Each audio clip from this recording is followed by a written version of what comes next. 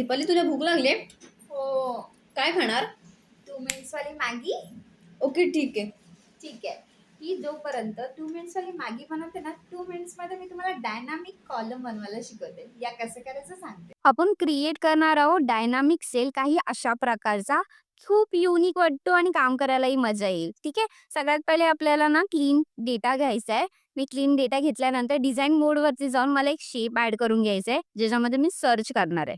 Right साईडचा Mouse बटनवरती click करून प्रॉपर्टीजवरती जाऊन इथे लिंक सेलवरती C2 टाईप करायचं आहे.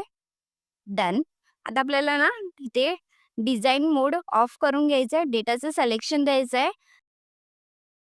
कंडिशनल फॉर्मॅटिंगवरती जायचं आहे. न्यू रूलवरती क्लिक करायचं आहे. यूज अ फॉर्म्युलावरती क्लिक करायचं आहे. देन इथे इक्वल देऊन आपल्याला आपला फॉर्म्युला टाईप करून घ्यायचा आहे. लेस दॅन ऑन अँड ऑफ. फॉर्मॅटवरती जाऊन आहे ना कलर चूज करून घेते, ग्रीनिश, आणि ओके करते. डन. आता मी ना सर्च करून पण बघते बरोबर झालंय की नाही. डन. तर मग तुम्ही मला कॉमेंट करून नक्की सांगा तुम्हाला ही ट्रिक कशी वाटली आणि ट्राय नक्की करा.